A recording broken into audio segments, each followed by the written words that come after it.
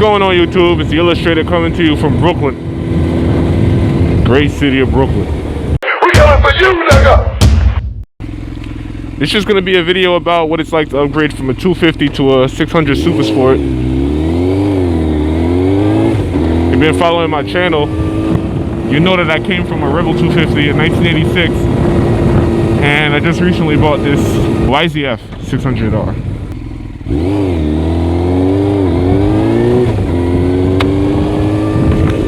Yeah, I just recently bought this YZF 600R, and it is quite a jump, let me tell you.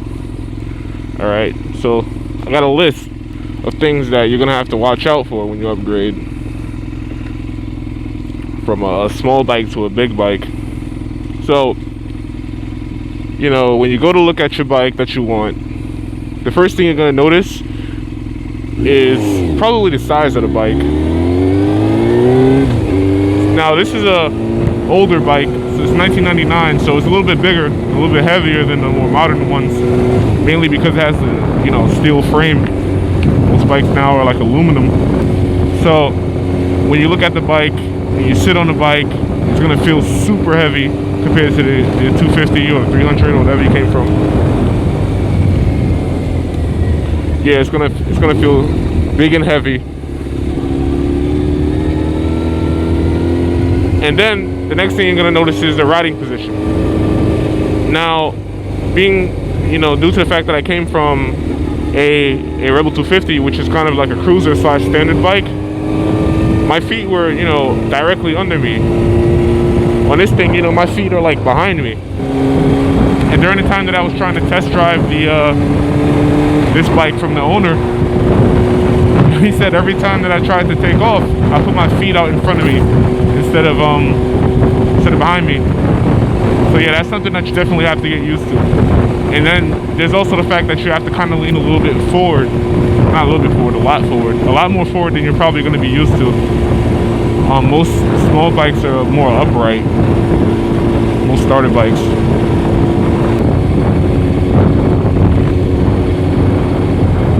So yeah, when you sit on the bike and you know you're playing with all the controls and stuff and you're rocking it back and forth, they're gonna be like, oh my god, this thing is ridiculous.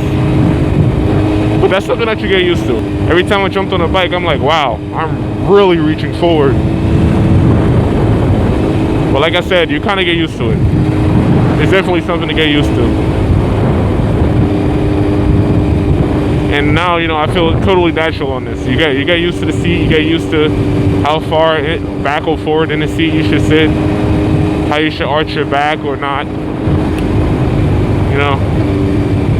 And this bike is a really comfortable bike. This is not like a you know, a double R. This is just like a big old comfortable bike. Nothing super sporty about it. Wow, they got his plates. He messed up. There's a camera. Right there, and they got him.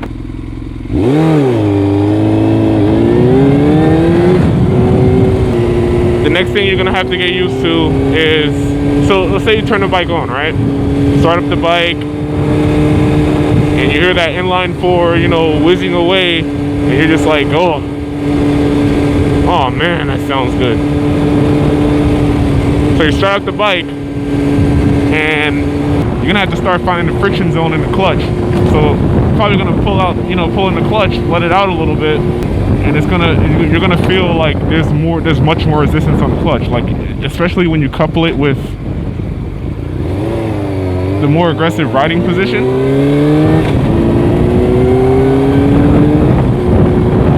And how your hand is situated on the bars. Probably gonna think like, wow, this is pretty hard to pull in. Well, not hard, but it's definitely gonna be harder than on a small bike, and that's you're gonna notice that part. And then you're gonna have to find, you know, the sweet spot for taking off on the throttle, and then you'll notice that the throttle on these things,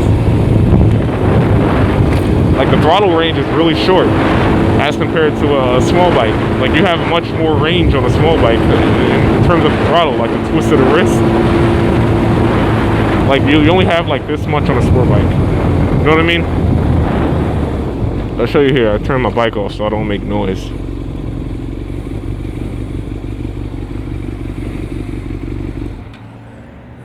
Yeah, so you know, that's full throttle. Off, full. On my old bike, there was way more movement in the throttle.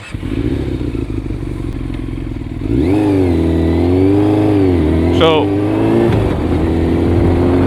when you're test driving the bike and you know you're putting around like a parking lot or a side street, just trying to get used to it before you pick it up or whatever, or you know take it for an actual ride, then you realize, you know, hey, I want to stop moving, so I'm gonna hit the brakes. And you hit the back brakes and you realize that the back brakes are super sensitive and have a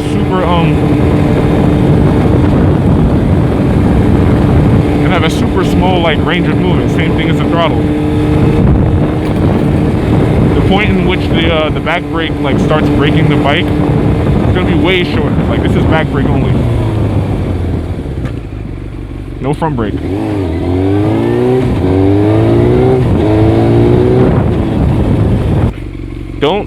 Don't use the front. So yeah, when you're learning to you know, you're learning the ins and outs of the bike, of the Super Sport, try to avoid using the front brake at first, because the front brakes on these things are really powerful. You know, you got a big old dual disc in the front.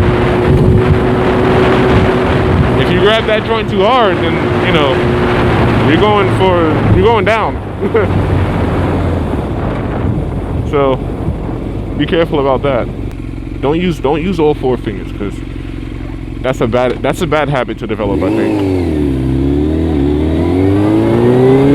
I'll show you just how strong these brakes are.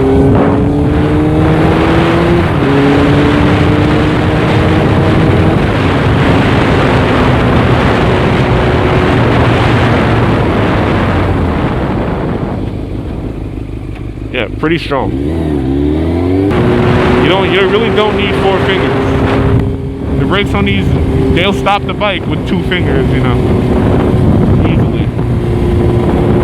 You got the weight, you got the ergonomics, the brake.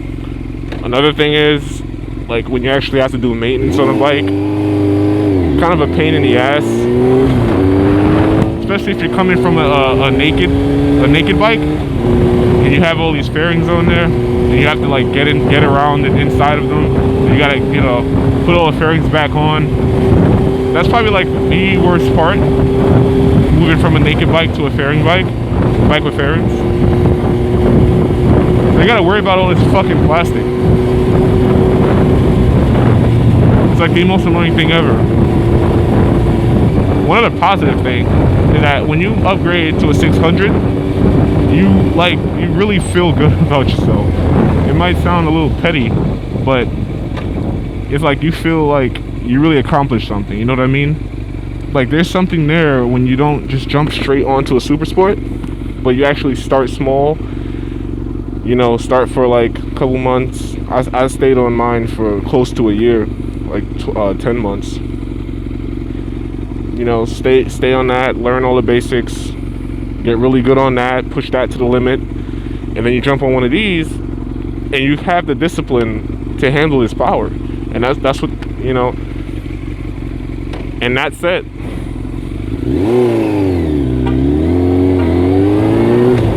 And with that said, that brings me to the power. Jumping from a 250 to a 600 is a pretty big jump, right?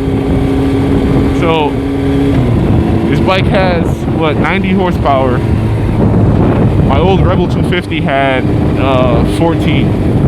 I think the Ninja 250s have somewhere like 20. Some like, I don't know, like mid 20s maybe. I'm not exactly sure. But it's a pretty big jump. Like 14 horsepower to 90, that's like a little over what, seven times the power.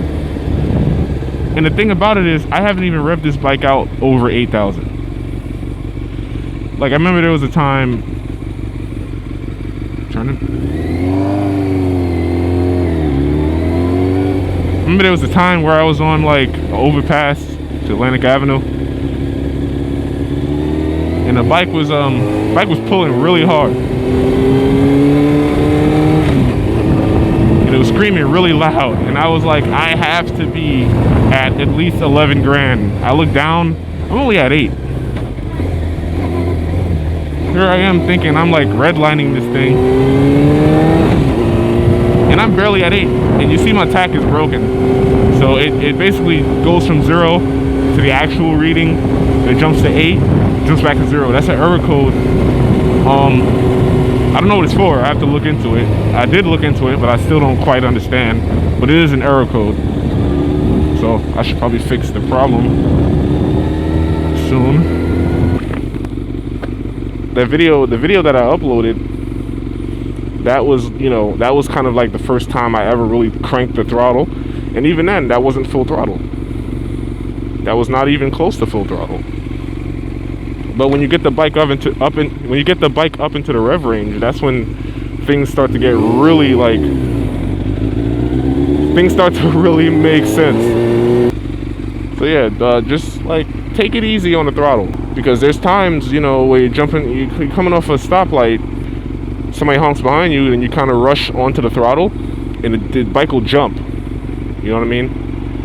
So moments like that, you have to be careful of.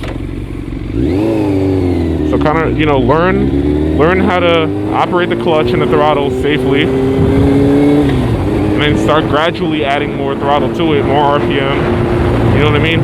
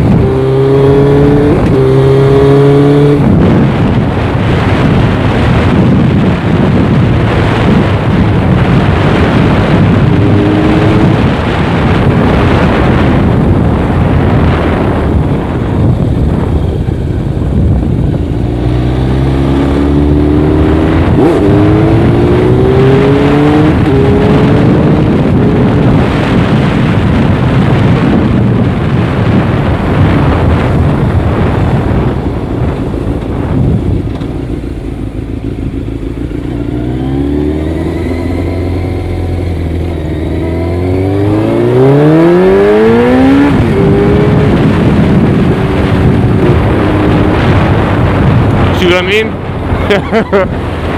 This thing gets up. These 600s, man. Coming from a 250. Holy shit. Gotta be careful with it though, you know what I mean? That's not how I ride all the time, but I just want to demonstrate.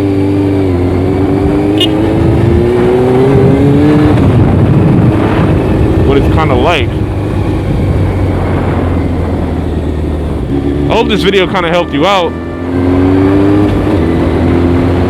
because like I said, going from a 250 to a 600, that's a decent jump. But in the end, you'll feel real proud of yourself for accomplishing that. These things are a blast, but you just got to be careful. Just if you walk away with anything from this video, Tuesday, Thursday, Saturday, Monday through Friday, Saturday, Sunday, I'm good. Alright, if you take anything from this video, just make sure you take away, be careful, you know, don't be a moron. These things are like, they're not super dangerous unless you're a dangerous person. That's when you have, like, when you take one of these out, you have the means to absolutely end your life or seriously hurt yourself. So with that said, I'm gonna head inside and actually edit this video. But yeah, Illustrator out. Like, comment, subscribe if you haven't already. Thank you.